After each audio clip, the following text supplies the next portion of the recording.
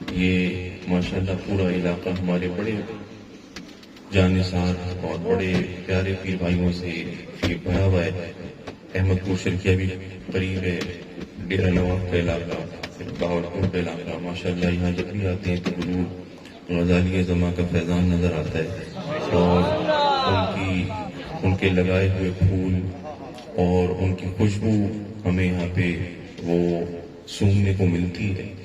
انہوں نے جس طرح سے تبلیغ دین کا کام کیا اور اشاعت دین کا کام کیا، بے لوث ہو کے انہوں نے جگہ جگہ قال رسول اللہ کی آوازیں بلند کی اور سرکار مدینہ کا عشق اور محبت اور سرکار مدینہ کا پیغام پہنچایا۔ یہ سارے پھول میرے دوستوں انہی کے لگائے ہوئے، یہ انہی کی محنتیں ہیں، اور یہ اگر آج ہمارے عقیدے وہ صحیح ہیں اس علاقے میں تو اس کا سیرا حضور غزالی زماں کو جاتا ہے۔ تو ماشاءاللہ ہم سب بڑے خوش نصیب ہیں کہ ہمارا دامن جو ہے وہ ایک بڑی پاک ہستی کے ہم غلام ہیں، اور ہماری نسبت جو ہے ہمیں جتنا بھی ہم اس پہ فخر کریں میرے دوستوں وہ کم ہے۔ تو ہمیں ایسی نسبت ملی ہے اور ایسے شیخ کامل سے ہم سب وابستہ ہیں۔ حضور کا جو ذکر ہے وہ اس کی بڑی عظمتیں ہیں، اور حضور کا نام نامی میرے دوستو وہ امرت جل ہے، اور وہ آب حیات ہے روح کے لیے، اور جو آشفتہ حال لوگ ہوتے ہیں، جو کرم خوردہ چہرے ہوتے ہیں، اور جو گردش ایام کے ساتھ ستائے ہوئے لوگ ہوتے ہیں میرے دوستو، ان کے لیے سرکار کا ذکر سننا وہ بڑی راحت اور بڑی قلبی سکون کا باعث ہوتا ہے۔ جب سرکار کے ذکر کی مٹھاس، جب سرکار کے ذکر کی شیرینی، اس کی حلاوت وہ لوگوں تک پہنچتی ہے اور سرکار کا نام نامی مومن سنتا ہے تو اس کا دل باغ باغ ہو جاتا ہے، اور وہ جو گردش ایام کے مارے ہوئے لوگ ہوتے ہیں، ستائے ہوئے لوگ ہوتے ہیں، آشفتہ حال چہرے ہوتے ہیں میرے دوستو، ان کے دل میں طرح طرح کی وہ زخم ہوتے ہیں اور درد ہوتے ہیں۔ جب سرکار کا شیرینی ذکر، میٹھا ذکر وہ جب ان کے دلوں میں سرایت کرتا ہے اور اپنی مٹھاس گھولتا ہے، اپنے رس ان کے کانوں تک پہنچاتا ہے تو میرے دوستو سارے کے سارے غم کافور ہو جاتے ہیں، سارے غم وہ جھڑ جاتے ہیں غم کے بادل۔ تو یہ سرکار کے ذکر کی تاثیر ہے، ان کے ذکر کی مٹھاس ہے کہ دیکھیں 11:15 کا ٹائم ہو گیا لیکن ابھی بھی آپ سب حضرات حشاش بشاش بیٹھے ہیں، اور کیوں بیٹھے ہیں؟ اس لیے بیٹھے ہیں کہ ہم سب سرکار مدینہ کی خیرات لینے کے لیے بیٹھے ہیں، اور یہاں اس لیے بیٹھے ہیں کہ ہم یہاں بیٹھیں گے، سرکار کا ذکر کریں گے، سرکار راضی ہو جائیں گے، ہماری طرف توجہ فرمائیں گے، کرم کریں گے، ہماری جھولیاں بھر دیں گے۔ اور میرے دوستوں بات یہ ہے کہ یہ جو محافل ہوتی ہیں، سرکار کی میلاد کی محفلیں ہوتی ہیں، سرکار کے ذکر اذکار کی محفلیں ہوتی ہیں، یہ ہمارے عقیدے کے لحاظ سے بڑی ضروری ہیں اور ہمارے عقیدے کو بڑی تقویت پہنچتی ہے ان سے، اس لیے ان میں ضرور شرکت کرنی چاہیے اور ضرور آنا چاہیے، کیونکہ ہمارا عقیدہ جو ہے اس کو اس سے بڑا وہ اس سے جان پکڑتا ہے اور اس کو تحفظ ملتا ہے۔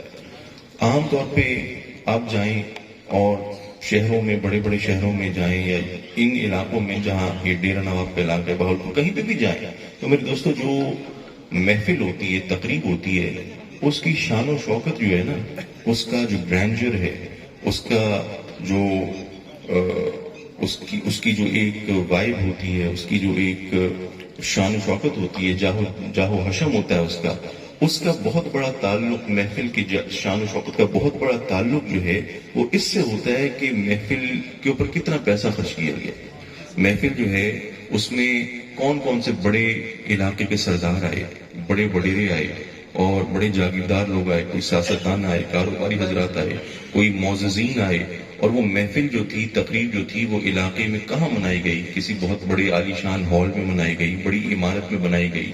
اسی طرح جب آپ بڑے شہروں میں جاتے ہیں لاہور جائیں، اسلام آباد جائیں، تو جو بڑی عظیم الشان محفلیں ہوتی ہیں لاہور میں الحمرا میں منائی جاتی ہیں، اسلام آباد میں سیرینا ہوٹل میں منائی جاتی ہیں.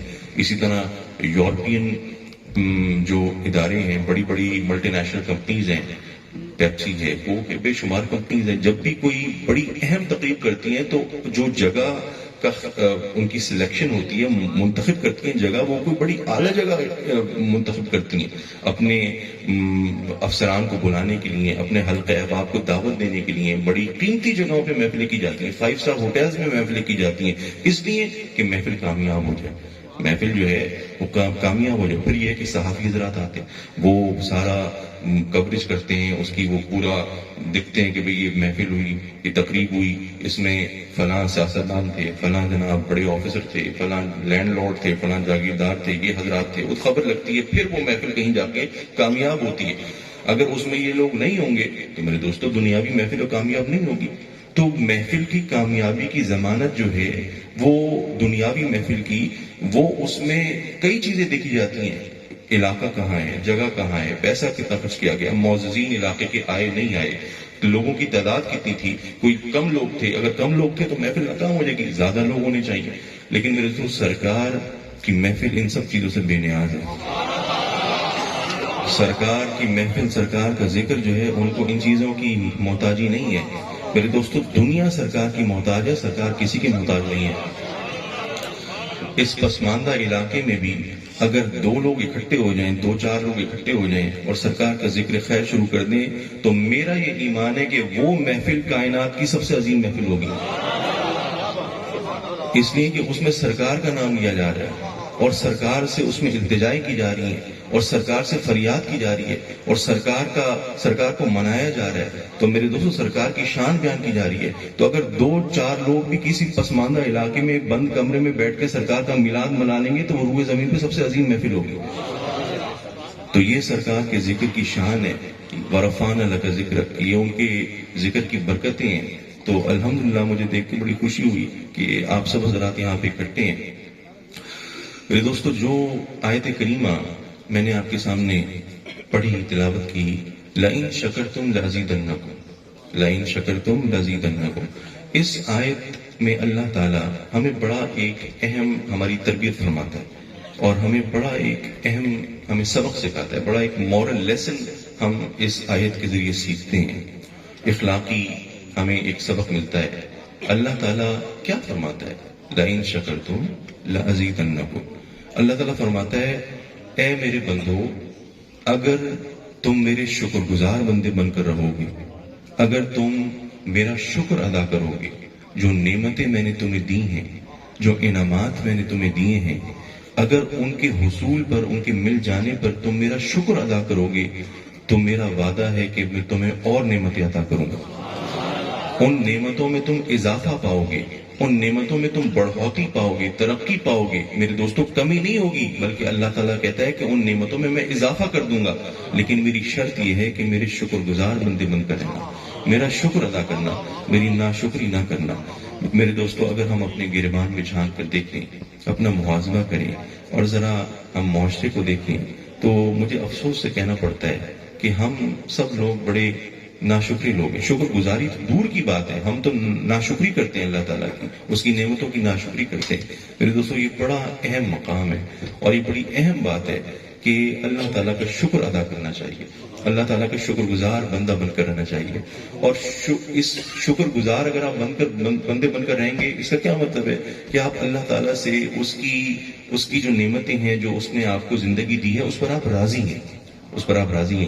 تو میرے دوستو یہ دل کے سکون کے لیے بھی اور ذہنی سکون کے لیے بھی بڑی اہم بات ہے.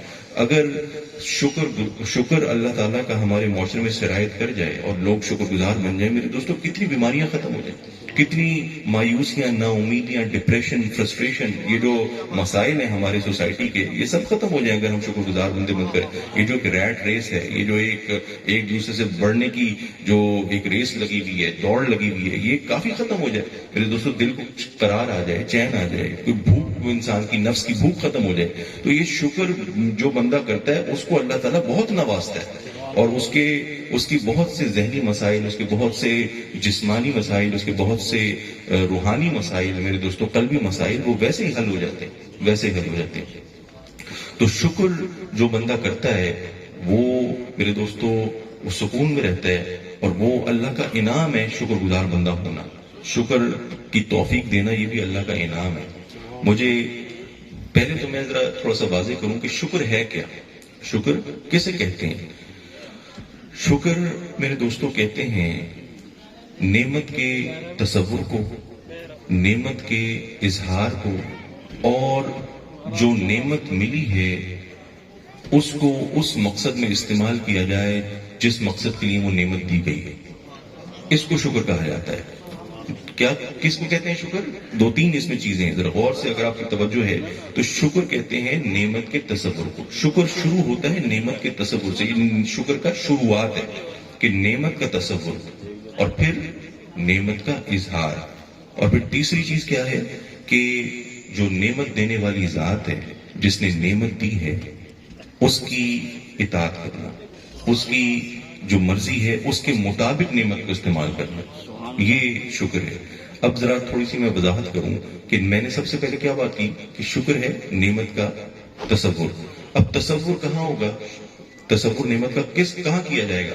میرے دوستو انسان کا دل جو ہے وہ تصور کا مکان ہے. وہ تصور جو ہے وہ انسان کے دل میں کیا جائے گا. انسان جب دل سے یہ بات تسلیم کرتا ہے اور سرخم کرتا ہے کہ جو مجھے مل رہا ہے وہ میرے رب کی عطا ہے، جو چیز بھی مجھے ملی ہے وہ میرے رب نے مجھے دی ہے، اور یہ اس کا ایک فضل ہے، اس کا یہ انعام ہے، اور اس کی فضل و کرم کی وجہ سے مجھے یہ چیز ملی ہے. جب دل اس بات کی گواہی دیتا ہے، دل اس بات کا مکمل اسے یقین ہوتا ہے، اقرار کرتا ہے، تو میرے دوستوں یہ شکر کا تصور کہلائے گا. یہ شکر کا تصور کہلائے گا. اور یہ سب سے کم درجے کا شکر ہے. یہ سب سے کم درجے کا شکر ہے کہ آپ دل سے اقرار کریں کہ جو نعمت مجھے ملی وہ میرے رب نے دی.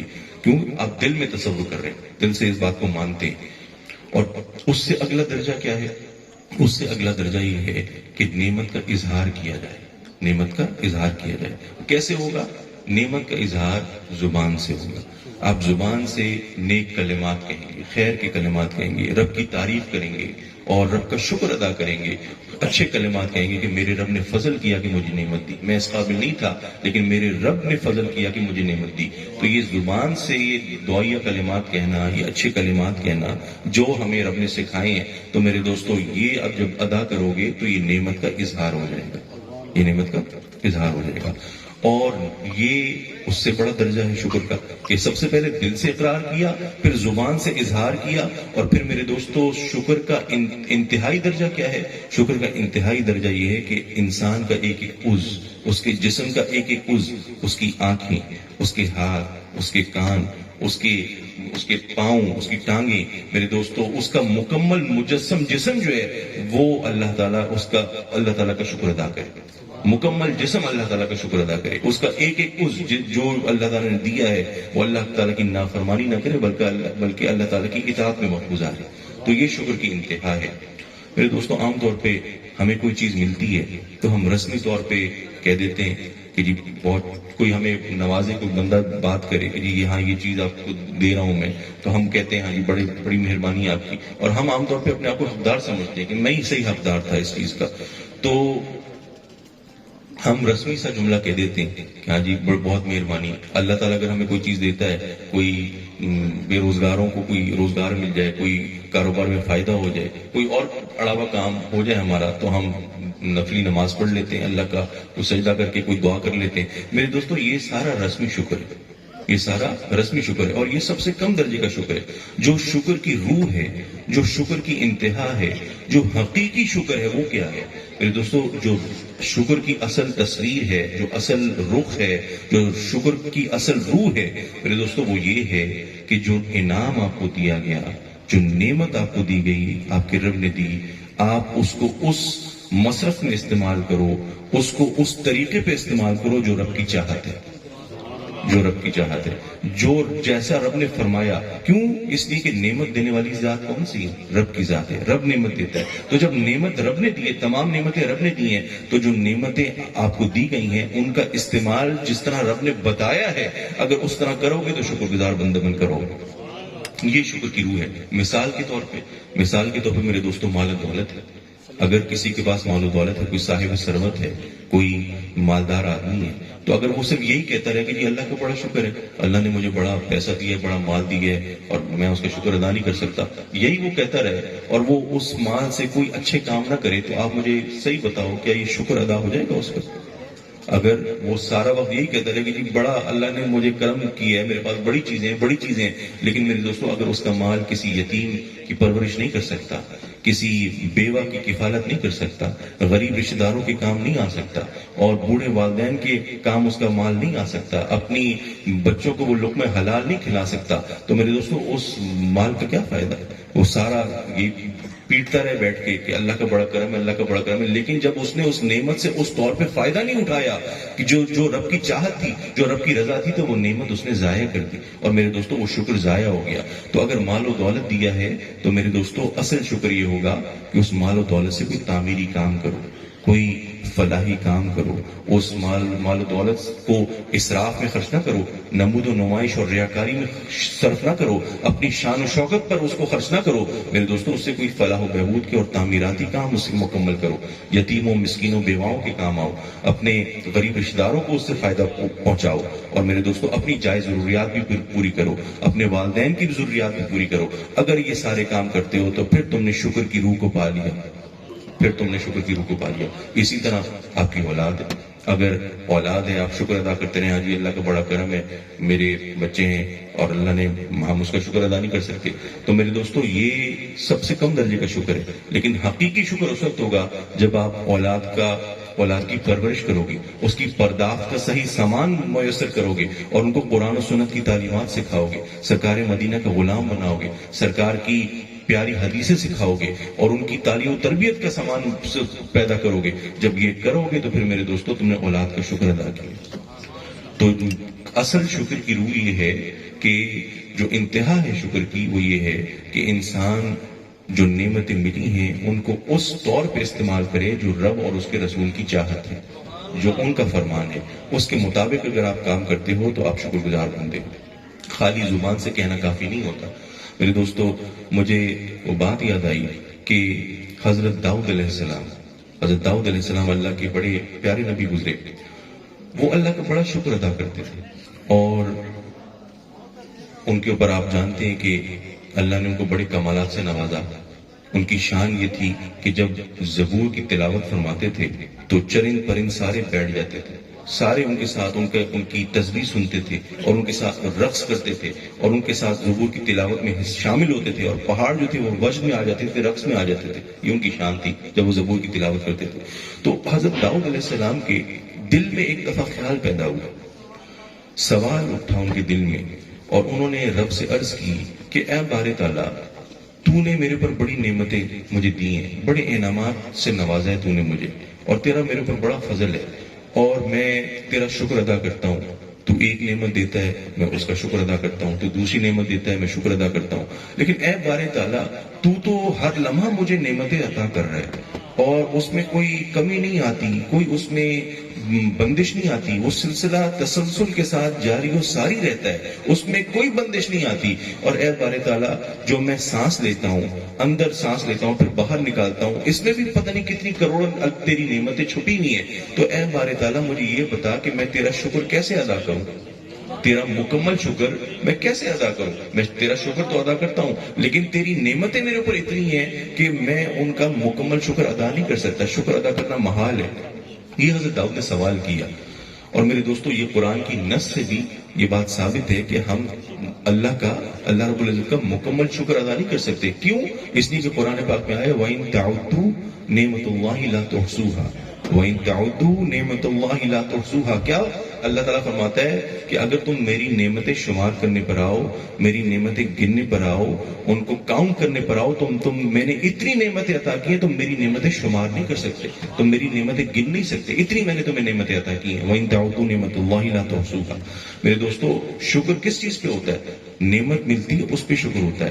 میرے دوستو اللہ تعالیٰ نے جب نعمتیں اتنی دی ہیں کہ آپ ان کو شمار نہیں کر سکتے، ان کو گن نہیں سکتے، ان کو گننا محال ہے، جب نعمتوں کو گننا محال ہے، ان کو گن نہیں سکتے، تو پھر ان کا شکر ادا کرنا بھی محال ہے، ان کا مکمل طور پہ شکر ادا کرنا بھی محال ہے۔ تو یہی بات حضرت داؤد علیہ السلام نے رب سے پوچھا سوال کہ اے بار تعالیٰ تو نے تو مجھے اتنی نعمتیں دی ہیں اور تو ہر لمحہ مجھے نعمتوں سے نواز رہا ہے اور اس میں کوئی ختم نہیں ہوتا، وہ سلسلہ تسلسل سے جاری و ساری رہتا ہے، تو اے بار تعالیٰ یہ بھی بتا دے کہ میں تیرا پورا شکر کیسے ادا کروں، شکر کا حق کیسے ادا کروں، یہ پوچھا۔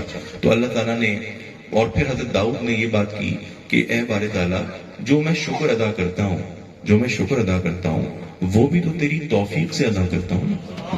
تو مجھے ہدایت دیتا ہے، مجھے توفیق دیتا ہے، میرے دل میں یہ بات ڈالتا ہے اور مجھے اس بات کی وہ احساس دلاتا ہے، معرفت دلاتا ہے کہ تیرا شکر ادا کرنا ضروری ہے، تو جو میں شکر ادا کرتا ہوں وہ بھی تو تیری مرہون منت ادا کرتا ہوں، وہ بھی تو فضل کرم سے ادا کرتا ہوں، تیری توفیق سے ادا کرتا ہوں، تو اے باری تعالیٰ تیرا شکر کیسے اس کا حق ادا کروں گا، یہ سوال کیا۔ تو اللہ تعالیٰ نے اپنے نبی کو وحی بھیجی اور فرمایا کہ اے میرے پیارے نبی داؤد، جب آپ نے یہ بات سمجھ لی، جب آپ نے یہ بات جان لی کہ میرا مکمل طور پہ شکر ادا ہو ہی نہیں سکتا، میرا مکمل طور پہ شکر ادا کرنا محال ہے، ناممکن ہے، جب آپ نے یہ بات سمجھ لی، جان لی، تو دراصل یہی آپ کا شکر ہے۔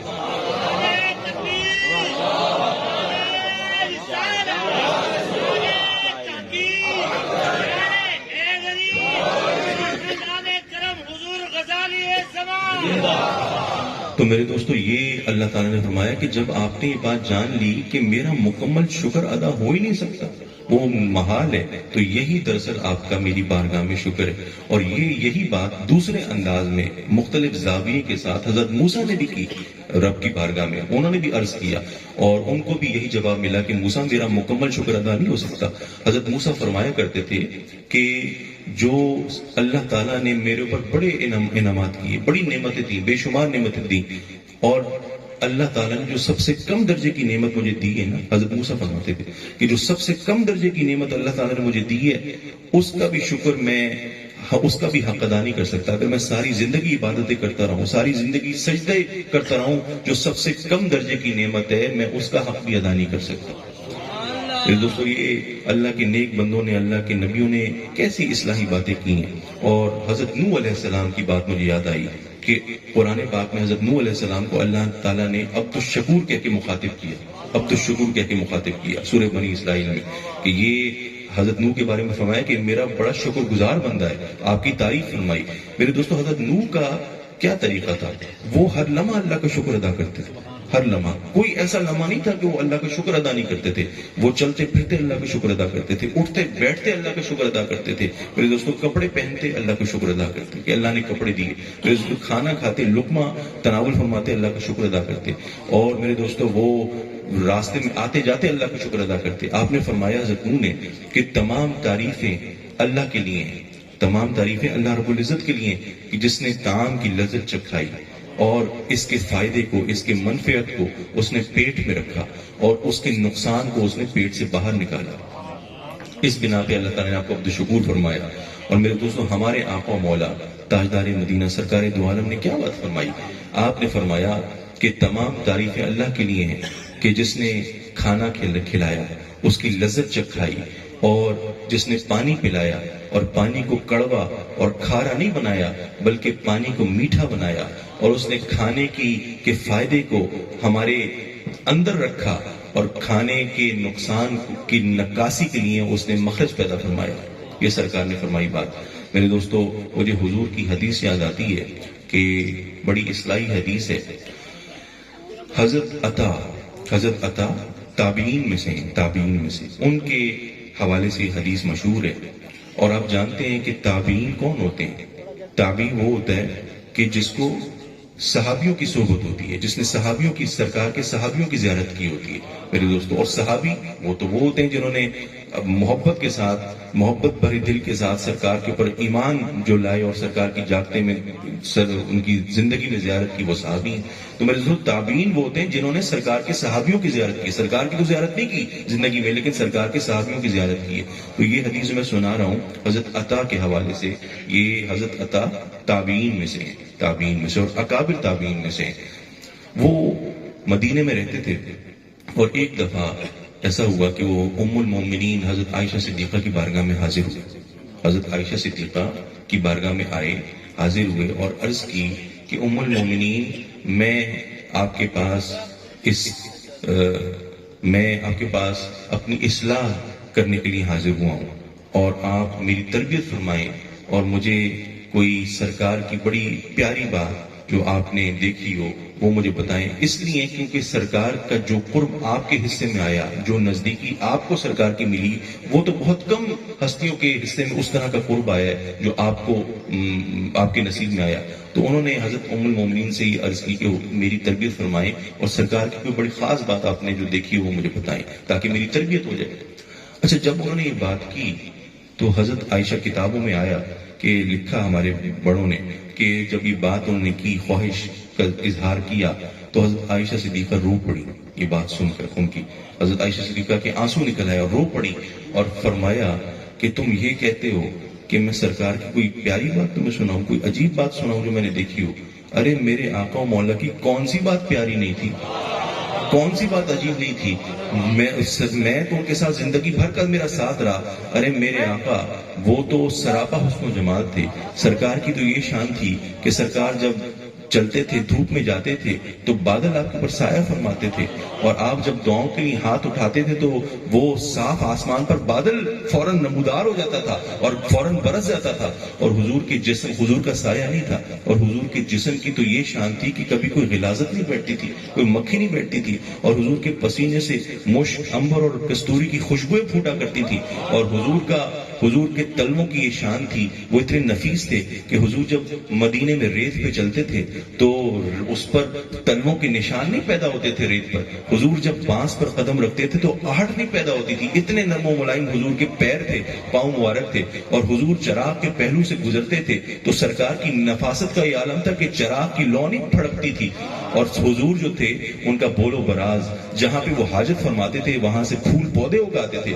اور جس نے حضور کا پسینہ، وہ حضور کا خون پی لیا، اس کے اوپر دوزخ کی آگ حرام ہو جاتی تھی، اور جس نے حضور کا پیشاب پی لیا، ارے اس کی بیماری ختم ہو جاتی تھی۔ تو تم مجھ سے یہ کہتے ہو کہ میں کون سی بات تمہیں بتاؤں؟ ارے سرکار کی تو تمام کی تمام باتیں بڑی پیاری ہیں۔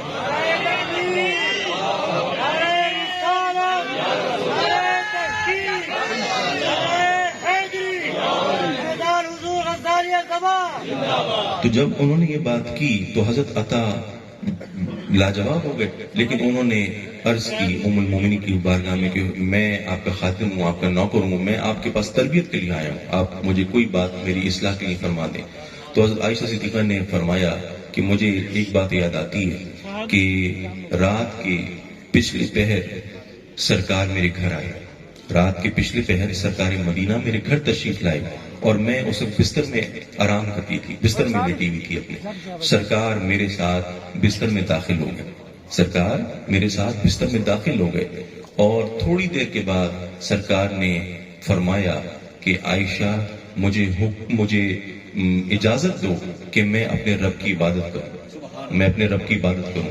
تو حضرت عائشہ صدیقہ فرماتی ہیں کہ سرکار کا قرب، سرکار کی صحبت، سرکار کی نزدیکی وہ تو مجھے بڑی پیاری تھی، سب سے عزیز تھی، لیکن میں نے سرکار کی خواہش کو اپنی خواہش پہ ترجیح دی، اور میں نے سرکار سے عرض کی کہ حضور میں آپ کو اجازت دیتی ہوں کہ آپ اللہ تعالیٰ کی عبادت کریں، آپ عبادت فرمائیں۔ تو سرکار بستر سے نکلے، سرکار نے وضو فرمایا اور سرکار مصلی پہ کھڑے ہو گئے، نفلی نماز سرکار نے اس کی نیت مان لی، اور سرکار کی کوئی ایسی کیفیت ہوئی اس وقت میرے دوستوں کہ سرکار نے نماز شروع کی تو تھوڑی دیر کے بعد سرکار کے اوپر گریہ طاری ہو گئی، سرکار کے اوپر رقت طاری ہو گئی، اور سرکار آہوزاری سرکار نے فرمائی، سرکار رو پڑے، اور سرکار ایسا روئے اس نفلی نماز میں کہ سرکار کے آنسوؤں کی لڑی وہ بند گئی اور سرکار کے آنسو وہ ٹپ ٹپ وہ آبدار موتیوں کی طرح وہ گرتے رہے اور اس سے ساری کی ساری سرکار کی داڑھی وہ سیراب ہو گئی اور پھر ان آنسوؤں سے سرکار کا کرتا مبارک وہ بالکل تر ہو گیا، سرکار کی چھاتی گیلی ہو گئی۔ ذرا سوچو تو صحیح کہ سرکار کتنا روئے، سرکار نے کتنا گریا فرمایا کہ سرکار کی داڑھی بھیگ گئی اور سرکار کا کرتا بھیگ گیا اور سرکار کی چھاتی بھیگ گئی۔ میرے دوستو، سرکار رکوع میں جاتے تھے، سرکار روتے رہتے تھے، سرکار سجدے میں جاتے تھے، روتے رہتے تھے، اور سرکار سجدے سے سر اٹھاتے تھے، سرکار روتے رہتے تھے۔ اس کیفیت میں سرکار نے نماز پڑھی اور بڑی طویل نماز پڑھی، یہاں تک کہ فجر کا وقت ہو گیا، یہاں تک کہ فجر کا وقت ہو گیا، اور حضرت بلال نے آ کے اطلاع دی کہ حضور فجر کا وقت ہو گیا، تو سرکار نے سلام پھیرا، سرکار نے سلام پھیرا۔ اب یہ سارا منظر حضرت عائشہ صدیقہ دیکھ لی، سارا منظر دیکھ لی، حیران ہے۔ تو جب سرکار نے سلام پھیرا تو عائشہ صدیقہ نے عرض کی، حضور میرے ماں باپ آپ پر قربان ہو جائیں، یہ آپ نے آج کیسی حضور نماز پڑھی، آپ نے اتنا گریا فرمایا اور اتنا آپ روئے، اتنی آپ کے اوپر رقت طاری ہو گئی، حضور کوئی آپ کو تکلیف پہنچی ہے، کوئی درد اور دکھ پہنچا ہے آپ کو کہ آپ نے ایسی نماز پڑھی، کیا معاملہ ہوا حضور؟ اور آپ تو سید المرسلین ہیں، خاتم النبیین ہیں، آپ تو کونین کے مالک ہیں، کوثر تسنیم کے جام پلانے والے ہیں، آپ تو تمام نبیوں کے سردار ہیں، حضور آپ تو جنت کو کھلوانے والے ہیں، جنت میں سب سے پہلے داخل ہونے والے ہیں، آپ کی تو بڑی شان ہے، آپ تو حبیب اللہ ہیں۔ تو حضور وللآخرۃ خیر لکم من الاولیٰ، کہ ہر آنے والی گھڑی آپ کی پچھلی گھڑی سے بہتر ہوتی ہے۔ تو حضور یہ آپ کو غم کیا ہوا کہ آپ نے یہ اس طرح سے آج اتنی رقت اور اتنی آہوزاری فرمائی؟ تو سرکار کا جو جواب ہے وہ ہم سیاہکاروں کے لیے تربیت کا سامان پیدا کرتا ہے۔ سرکار نے فرمایا، افلا اکون عبدا شکورا ولما لا افعل، کہ عائشہ میں اس کا شکر گزار بندہ کیوں نہ بنوں، میں ان نمازوں کے ذریعے اس کا شکر کیوں نہ ادا کروں، اور میں ایسا کیوں نہ کروں۔ گویا میرے دوستو سرکار کیا فرما رہے ہیں، اس جملے میں سرکار نے کیا بات فرمائی، ہماری کیا تربیت فرمائی؟ سرکار یہ فرما رہے ہیں کہ عائشہ تم نے بالکل ٹھیک کہا کہ میں سید المرسلین ہوں، میں خاتم النبیین ہوں، میں حبیب اللہ ہوں، میں مقام محمود پر فائز ہونے والا ہوں، اور میں جنت کو کھلوانے والا ہوں، اور جنت میں سب سے پہلے داخل تو میں ہی ہوں گا، اور میں کوثر تسلیم اور جنت کا مالک ہوں، اور تمام خزانے اللہ نے میرے قدموں میں ڈال دیے، اور قیامت کے دن جب حشر برپا ہوگا تو تب میری شان سب کو پتہ چلے گی کہ تمام نبی اور تمام بنی نوع انسان وہ میرے لواء الحمد کے نیچے ان کو پناہ ملے گی، میرے سائے کے نیچے پناہ ملے گی، اور کہیں پناہ نہیں ملے گی۔ اور وللآخرۃ خیر لکم من الاولیٰ، کہ ہر آنے والی گھڑی میری پچھلی گھڑی سے کروڑوں درجے بہتر ہوتی ہے۔ یہ تم نے بالکل ٹھیک کہا عائشہ، لیکن جب یہ انعامات میرے رب نے مجھے دیے ہیں، ان انعامات سے، ان نعمتوں سے مجھے نوازا ہے اور میرے اوپر اتنے انعامات کیے، تو اس کا کیا یہ حق نہیں ہے کہ میں اس کا شکر ادا کروں؟ کیا جواباً مجھے اس کا شکر گزار بندہ نہیں بننا چاہیے؟ اور افلا اکون عبدا شکورا، سرکار فرما رہے ہیں کیا میں اس کا سب سے زیادہ شکر ادا نہ کروں، سب سے زیادہ شکر گزار بندہ نہ بنوں؟ گویا سرکار کیا فرما رہے ہیں کہ جب اللہ میں سب سے زیادہ مقدس بندہ ہوں، جب میں اس کا سب سے پیارا بندہ ہوں اور اس کا حبیب ہوں، تو میں اس کا سب سے زیادہ شکر گزار بندہ بھی میں ہی ہوں، سب سے زیادہ شکر گزار بندہ بھی میں ہوں۔ تو سرکار نے ہماری تربیت کا سامان پیدا کیا کہ اے میرے غلاموں، اے میرے امتیوں، خوب جان لو کہ میری تو کتنی شان ہے، میں اس کا حبیب ہوں اور اس کا سب سے عظیم رسول ہوں، خاتم النبیین ہوں، اور اس کے باوجود اتنے انعامات ملنے کے باوجود بھی میں نے شکر کا دامن نہیں چھوڑا، میں ہر لمحہ اس کا شکر ادا کرتا ہوں۔ اور کس طرح سے سرکار نے نماز پڑھی اور شکر ادا کیا؟ گویا سرکار نے فرمایا کہ اے میرے غلاموں، تم بھی شکر کا دامن نہ چھوڑنا، تم بھی اللہ کا شکر ادا کرتے رہنا، اور اگر مصائب و علام آئیں، اگر پریشانیاں آئیں تو گھبرانا نہیں، یہ تو زندگی کے مراحل ہوتے ہیں، ان سے گزرنا پڑتا ہے، یہ ذائقے چکھنے پڑتے ہیں، تو تم شکر کا دامن نہ چھوڑنا، تم بھی اللہ کا شکر ادا کرتے رہنا۔ میرے دوستوں، مجھے وہ بات یاد آتی ہے کہ حضرت جنید بغدادی کی بات ہے، اور حضرت جنید بغدادی آپ جانتے ہیں کتنے عظیم ولی گزرے، کتنے بڑے ولی گزرے۔ حضرت جنید بغدادی اپنی کتاب میں لکھتے ہیں، جو یہاں پہ اہل تصوف حضرات بیٹھے ہیں، ماشاءاللہ جو علماء کرام بیٹھے ہیں، ان کو تو پتہ ہے حضرت جنید بغدادی کا کیا مقام ہے اور کتنی سید الطائفہ کا لقب ہے۔ آج بھی بغداد میں حضرت جنید بغدادی کا مزار قائم ہے، اور بغداد ہم جاتے ہیں تو یقیناً ہماری اصل نیت تو حضور غوث الاعظم کی بارگاہ میں حاضری دینے کے لیے ہوتی ہے. حضرت سیدنا شیخ عبد القادر جیلانی کے دربار میں سب سے پہلے حاضری کی نیت سے ہم بغداد جاتے ہیں. لیکن میرے دوستوں بغداد کی سرزمین ایسی ہے کہ وہ رنگیلی زمین ہے, وہاں ولیوں کے ڈیرے ہیں. وہاں پہ جہاں حضور غوث الاعظم کا دربار ہے تو وہاں حضرت امام اعظم امام ابو حنیفہ کا بھی مزار ہے. پھر وہاں پہ حضرت شہاب الدین سہروردی کا بھی مزار ہے. میرے دوستوں وہاں پہ حضرت جنید بغدادی حضرت سری سختی کا بھی مزار ہے, حضرت معروف کرخی کا بھی مزار ہے. تو یہ سارے بزرگان دین جو تھے یہ حضرت حضور غوث الاعظم سے کافی پہلے کے تھے, 2-3 صدی پہلے کے تھے. تو مجھے حضرت جنید بغدادی کی بات یاد آئی کہ حضرت جنید بغدادی کی عمر تھی 7 سال کی عمر تھی. اور حضرت جنید بغدادی کے پیر و مرشد کا نام تھا حضرت سری سختی. حضرت سری سختی آپ کے پیر کامل تھے. حضرت سری سختی بیٹھے ہوئے ہیں, ان کی محفل گرم ہے, ان کی محفل چل رہی ہے اور ان کے مریدین کا جھمگٹا وہ لگا ہوا ہے. آپ مریدین کے درمیان اپنے غلاموں کے درمیان جلوہ گر ہیں حضرت سری سختی. اب آپ ذرا سوچیں کہ حضرت جنید بغدادی کے پیر و مرشد کے کیا درجات ہوں گے, ان کا کیا مقام ہوگا. تو حضرت سری سختی اپنے وقت کے بہت بڑے ولی کامل گزرے. تو وہ بیٹھے ہوئے ہیں اپنے مریدوں کے درمیان اور اس وقت وہ گفتگو کر رہے ہیں, اور جو زیر بحث موضوع ہے, جس بات پہ وہ گفتگو چل رہی ہے, وہ شکر کا موضوع ہے. شکر کے اوپر گفتگو چل رہی ہے کہ شکر کیا ہوتا ہے. کوئی صاحب کوئی بات کہہ رہے ہیں, کوئی صاحب کوئی بات کہہ رہے ہیں, تو یہ شکر زیر بحث ہے. حضرت جنید بغدادی کی 7 سال کی عمر ہے, اور میرے دوستو وہ حضرت سری سختی کے سامنے صحن میں وہ بالان میں وہ آنگن میں کھیل رہے ہیں. 7 سال کا بچہ تو کھیلن رہا ہوتا ہے نا, تو کھیل رہے ہیں. اچانک حضرت سری سختی کی نظر جنید بغدادی پہ پڑتی ہے, اور جیسے بڑے عام طور پہ بچوں سے جب شفقت کرتے ہیں بڑے حضرات, عمر رسیدہ حضرات, تو ذرا مزاح کے انداز میں بات کرتے ہیں نا, ان کا جو شفقت کا انداز ہوتا ہے وہ بھی اس میں ایک مزاح کا پہلو ہوتا ہے. تو حضرت سری سختی نے بڑے مزاح کے انداز میں اور پیار بھرے انداز میں, شفقت بھرے لہجے میں حضرت جنید بغدادی کی طرف جب نظر کی تو بے اختیار ان سے پوچھا کہ یا غلام ما شکر, یا غلام ما شکر, کہ اے لڑکے یہ شکر کیا ہوتا ہے, یہ شکر کسے کہتے ہیں. تو شکر کی گفتگو تو مریدوں کے درمیان چل رہی تھی نا, علماء کرام کے درمیان چل رہی تھی, تو وہ تو بچے تھے 7 سال کے, تو وہ کھیل رہے تھے. تو اچانک نظر پڑی تو پوچھا یا غلام ما شکر, کہ لڑکے یہ شکر کسے کہتے ہیں, تم بھی تو بتاؤ. تو حضرت جنید بغدادی 7 سال کا بچہ وہ جواب دیتے ہیں کہ اللہ تعصی اللہ بنعمت, کہ شکر یہ ہوتا ہے کہ جب اللہ رب العزت آپ کو نعمت دے تو اس کے بدلے میں اس کی نافرمانی نہیں کرنی چاہیے, اس کو شکر کہتے ہیں. میرے دوستو جب آپ نے یہ جواب دیا حضرت جنید بغدادی نے, تو حضرت سری سختی آپ کا یہ جواب سن کر بڑے حیران ہوئے, اور ساتھ ہی ساتھ بڑے خوش ہوئے کہ 7 سال کے بچے نے اتنا اچھا جواب دیا. اور پھر آپ کے دل سے دعائیں نکلی, اور آپ نے فرمایا کہ یہ ان قریب اس کو بڑا مقام ملے گا, کلام سے بڑا حصہ اس کو حاصل ہوگا. تو میرے دوستو یہ جو جواب انہوں نے دیا, یہی بات میں پہلے کہہ چکا ہوں کہ اصل میں شکر کی روح کیا ہے. شکر کی روح یہ ہے کہ جو نعمت ملی ہے اس کو اس طور پہ استعمال کیا جائے جو رب کی رضا ہے, جو رب کے رسول کی رضا ہے. اور یہی بات جنید بغدادی نے کی, اللہ تعصی اللہ بنعمت, کہ جب نعمت دی جاتی ہے, جب رب نعمت دیتا ہے تو اس کے بدلے میں اس کی نافرمانی نہیں کرنی چاہیے, اس کو شکر کہتے ہیں. میرے دوستو مجھے وہ حکایت یاد آتی ہے کہ ایک نبی تھے, ایک ان کا دور تھا, کسی دور میں نبی مبعوث ہوئے, تو وہ رستے میں جا رہے تھے اللہ کے نبی.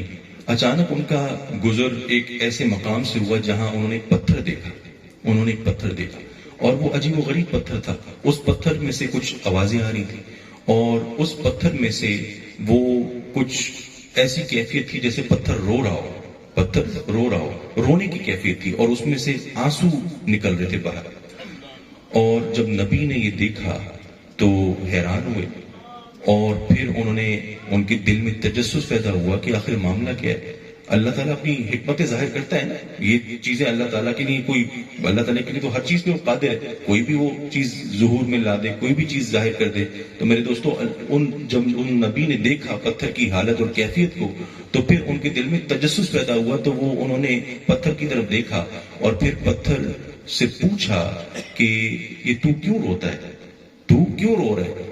تو پتھر کو اللہ تعالیٰ نے بولنے کی صلاحیت دے دی, پتھر کو بولنے کی صلاحیت دے دی. تو پتھر نے کہا وقودها الناس والحجارہ, وقودها الناس والحجارہ، کہ میں اس لیے روتا ہوں کہ جب سے میں نے اللہ کا یہ بات سنی ہے کہ اللہ تعالیٰ نے ایک ایسی آگ تیار کی ہے دوزخ میں کہ جس کا ایندھن جو ہے وہ انسان ہوں گے اور اس کا ایندھن پتھر ہوں گے، جب سے میں نے یہ بات سنی ہے تو میں تو عذاب الہی سے روتا رہتا ہوں، میں تو یہ سوچ کر روتا رہتا ہوں کہ میں کہیں اس آگ میں جلوں گا تو میرا کیا حال ہوگا، میں خشیت الہی سے روتا رہتا ہوں۔ تو یہ پتھر نے جواب دیا، تو نبی، اللہ کے نبی کو اس کی حالت پہ رحم آیا اور اسی وقت انہوں نے دعا کے لیے ہاتھ اٹھائے اور عرض کی کہ اے بارے تعالیٰ اس پتھر کو عذاب سے محفوظ فرما لے، اس کی حالت پہ رحم فرما دے۔ تو اللہ تعالیٰ نے وہی بھیجی کہ اس پتھر کو خوشخبری سنا دو کہ یہ دوزخ میں نہیں جلے گا بلکہ میں اس کو جنت میں لگوا دوں گا، جنت میں لگوا دوں گا۔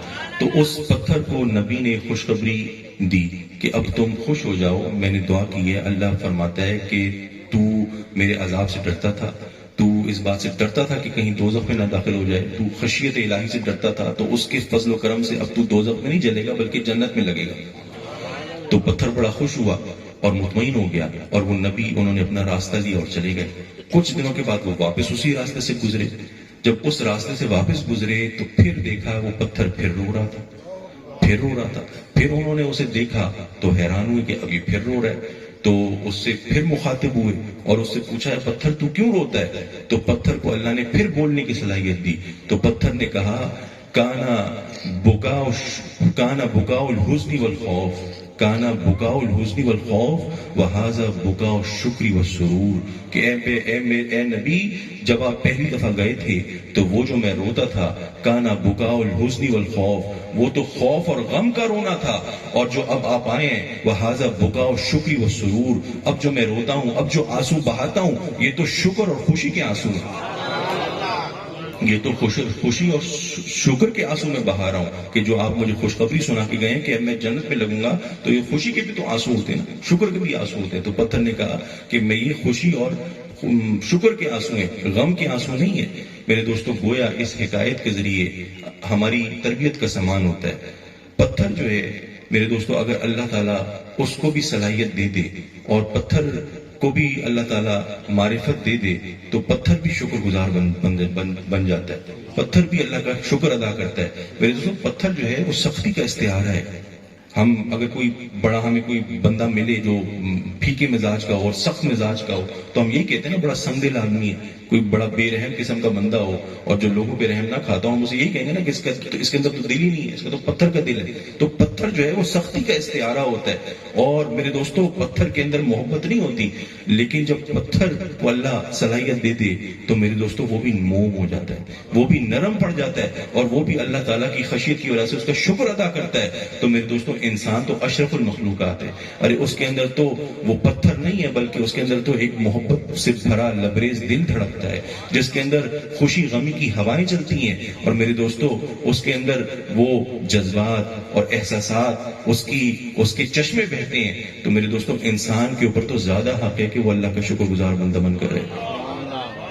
تو شکر جو ہے وہ بڑی اہم چیز ہے۔ مجھے سرکار کی ایک حدیث یاد آتی ہے، سرکار نے فرمایا، حضرت انس سے روایت ہے، حضرت انس رضی اللہ عنہ فرماتے ہیں کہ سرکار نے فرمایا کہ جو شخص دین کے معاملے میں اپنے سے اوپر کو دیکھتا ہے اور دنیا کے معاملے میں اپنے سے نیچے کو دیکھتا ہے، دین کے معاملے میں اپنے سے اوپر کو دیکھتا ہے، دنیا کے معاملے میں اپنے سے نیچے کو دیکھتا ہے، تو اللہ تعالیٰ اس کے اوپر یہ انعام کرتا ہے کہ اسے صابر و شاکر لکھ دیتا ہے۔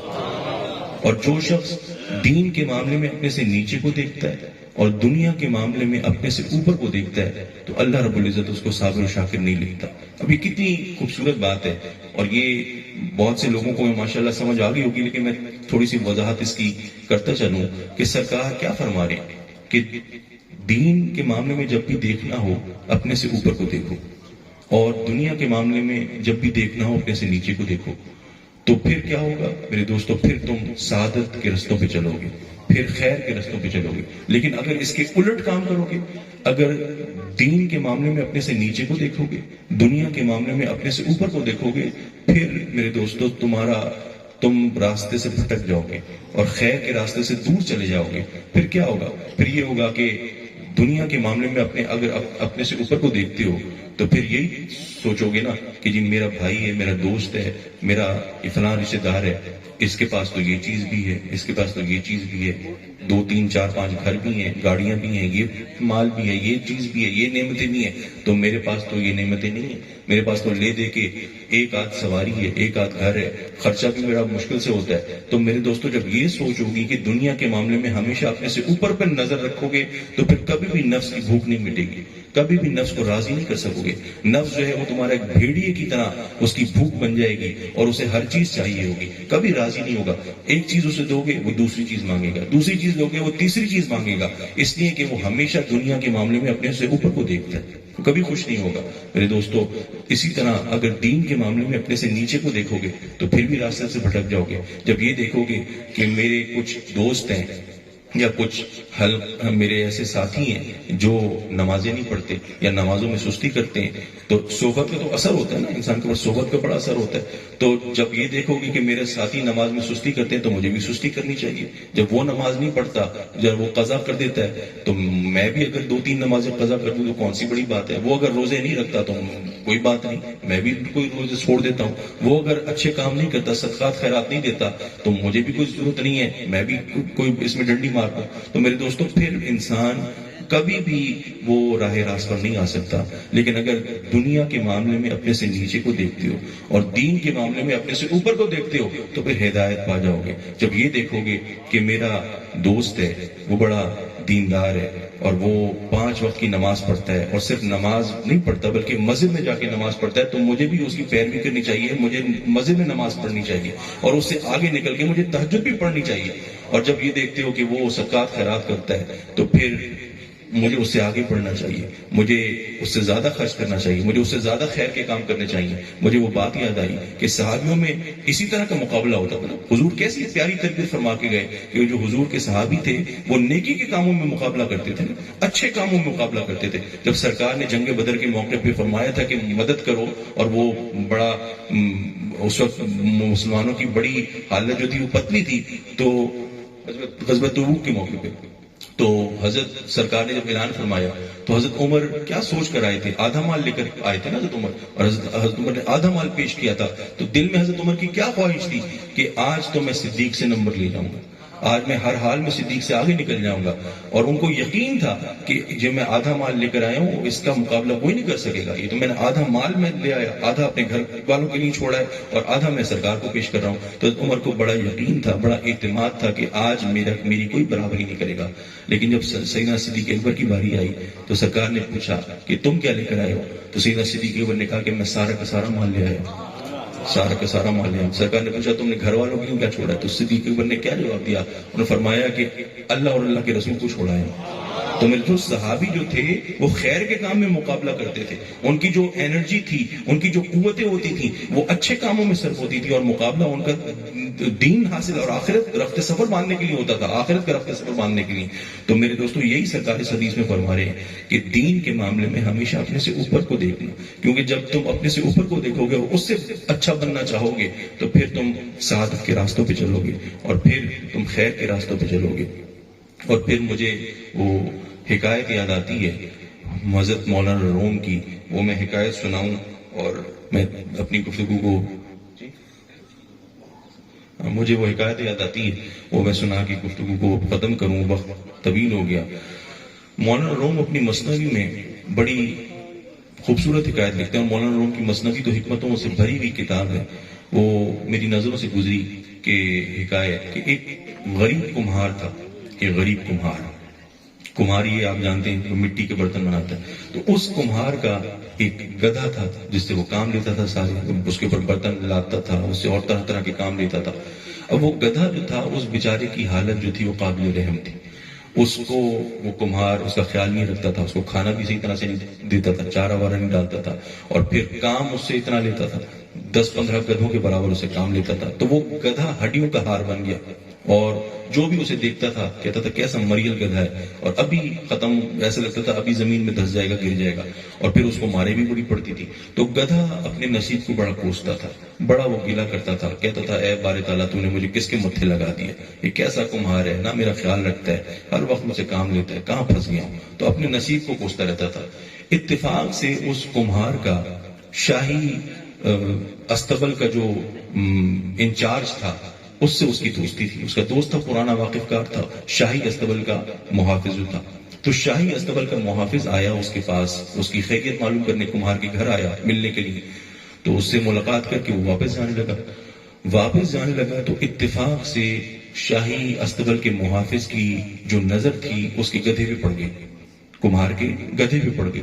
اب گدھے کو جو اس نے دیکھا تو وہ بڑا حیران ہوا کہ یہ تو میرے دوست کا گدھا بڑا مریل ہے اور بالکل یہ لاغر ہے، اس کا تو ہڈیوں کا ہار ہے، کوئی حال نہیں اس کا. تو اس نے جب دیکھا تو اپنے دوست کمہار کو کہا کہ بات یہ ہے کہ میں تمہارا دوست ہوں اور تمہارا فائدہ چاہتا ہوں، تو یہ جو تمہارا گدھا ہے، تمہارے پاس ایک ہی گدھا ہے، تم مجھے گدھا دے دو کچھ دنوں کے لیے. میں شاہی استبل کا محافظ ہوں، میرے ماتحت پورا عملہ کام کر رہا ہے شاہی اس کا استبل میں، اور وہاں پہ گھوڑوں کا خیال کیا جاتا ہے، وہاں پہ شاہی گھوڑے پل رہے ہیں. تو اس گدھے کو مجھے دے دو، میں اس کو لے کے جاؤں گا، یہ وہاں پہ کوئی ہفتہ ڈیڑھ ہفتہ رہے گا، کھانا وانا صحیح کھائے گا، اس کی تیل کی مالش ہوگی، اس کا خیال رکھا جائے گا، تو یہ چند دنوں میں بالکل ٹھیک ہو جائے گا، تندرست ہو جائے گا، پھر میں واپس بھیج دوں گا. تو اس کو اپنے دوست کی تجویز بڑی پسند آتی ہے، کہتا ہے بالکل ٹھیک ہے، تو اچھی بات ہے، تم لے جاؤ. تو وہ گدھے کو اپنے ساتھ شاہی استبل میں لے جاتا ہے شاہی محافظ. اب وہاں پہنچتا ہے گدھا اور شاہی استبل میں داخل ہوتا ہے. تو میرے دوستو جب وہ منظر دیکھتا ہے، گھوڑوں کے ٹھاٹ باٹ دیکھتا ہے، ان کی جسامت کو دیکھتا ہے، ان کی قوت کو دیکھتا ہے، ان کے قد کاٹ کو دیکھتا ہے، تو وہ بڑا مایوس ہوتا ہے. اور وہ دیکھتا ہے کہ یہاں تو ہر وقت گھوڑوں کے ناز نخرے برداشت کیے جا رہے ہیں، طرح طرح کے ان کو کھانے دیے جاتے ہیں، ان کے لیے ہر گھوڑے کے لیے الگ شاہی محافظ ہے، اور ان کی پلیدی وقت پر صاف کی جاتی ہے، تو طرح طرح کے تیل سے ان کی مالش کی جا رہی ہے. تو جب وہ یہ منظر دیکھتا ہے تو وہ اس کے ذہن میں، اس کے دل میں شکایت ابھرتی ہے، اور وہ رب العزت سے شکایت کرتا ہے، کہتا ہے کہ اے باری تعالیٰ، میں بھی تو تیری مخلوق ہوں اور یہ گھوڑے بھی تیری مخلوق ہیں، مجھے بھی تو نے پیٹ دیا، ان کو بھی پیٹ دیا، لیکن یہ کہاں کا عدل ہے کہ یہ اتنے ناز میں پل رہے ہیں، اتنے ان کے نخرے ہیں اور ان کی اتنے کڑیل ہیں، اتنے تندرست ہیں، اور مجھ سے میرا کمہار اتنا کام لیتا ہے، تو میں تو بالکل لاغر ہوں، تو یہ کہاں کا انصاف عدل ہے. تو وہ یہ بات کہتا ہے. تو اتفاق سے اسی دن اس ملک کی دوسرے ملک سے جنگ چھڑ جاتی ہے. اسی دن اس ملک کی دوسرے ملک سے جنگ چھڑ جاتی ہے. اب میدان جنگ میں آپ جانتے ہیں کہ وہاں پہ گھوڑوں کی ضرورت ہوتی ہے. تو جب مارکا سجتا ہے اور جنگ کا موقع ہوتا ہے تو پھر اس وقت وہ گھوڑوں کو بلایا جاتا ہے. گھوڑوں کی ضرورت پڑتی ہے میدان جنگ میں. تو وہ سارے کے سارے گھوڑے وہ استبل سے نکالا جاتا ہے ان کو، اور میدان جنگ میں ان کو بھیجا جاتا ہے. تو وہ میدان جنگ میں جاتے ہیں، حصہ لیتے ہیں، اور سارا دن وہ جنگ میں حصہ لینے کے بعد وہ گھوڑے واپس لوٹتے ہیں. تو جب واپس استبل میں آتے ہیں تو میرے دوستوں ان گھوڑوں کی جو حالت ہوتی ہے وہ بڑی قابل رحم ہوتی ہے. ان کے اوپر طرح طرح کے ان کو زخم لگے ہوتے ہیں. کسی کو نیزے کا زخم لگا ہوتا ہے، کسی کو کوئی تیر سے چھلنی ہوتا ہے، کسی کا کوئی عضو جو ہے وہ خراب ہوا ہوتا ہے، کسی کی آنکھ ضائع ہو گئی ہوتی ہے. تو شاہی طبیب اور معالج وہ سب گھوڑوں کو دیکھتا ہے اور گھوڑوں کی مرم پٹی، ان کے زخم، ان کا علاج کر رہا ہوتا ہے. کسی کی ٹانگ کاٹی جاتی ہے، کسی کی کوئی عضو خراب ہو گیا ہوتا ہے. تو وہ بڑا بھیانک منظر ہوتا ہے. گدھا جب یہ منظر دیکھتا ہے اور گھوڑوں کا درد، گھوڑوں کا غم اور گھوڑوں کی تکلیف وہ دیکھتا ہے تو پھر اس کی آنکھیں کھل جاتی ہیں. پھر اسے پتہ چل جاتا ہے، اور پھر اسی وقت وہ اللہ سے عرض کرتا ہے کہ اے باری تعالیٰ، میں بڑا شرمندہ ہوں، میں نے تیری بارگاہ میں شکایت کی اور میں نے کہا کہ میں بھی تیری مخلوق ہوں، یہ بھی تیری مخلوق ہیں، اور یہ کہاں انصاف ہے کہ یہ اتنے مزے میں. لیکن آج میں نے دیکھ لیا کہ جب یہ جنگ میں گئے اور واپس لوٹے تو کن کو کس طرح کے زخم لگے ہوئے. تو یہ زخم یہی برداشت کر سکتے ہیں، یہ تکلیفوں میں یہی گزر سکتے ہیں. میں یہ زخم نہیں برداشت کر سکتا، میں ان تکلیفوں میں سے نہیں گزر سکتا. اے باری تعالیٰ، مجھے اس استبل سے نکال لے اور مجھے جلد از جلد کمہار کے پاس واپس بھیج دے، کیونکہ مجھے وہ اپنی روکھی سوکھی روٹی پیاری ہے، مجھے وہ کمہار کی جھوپڑی پیاری ہے.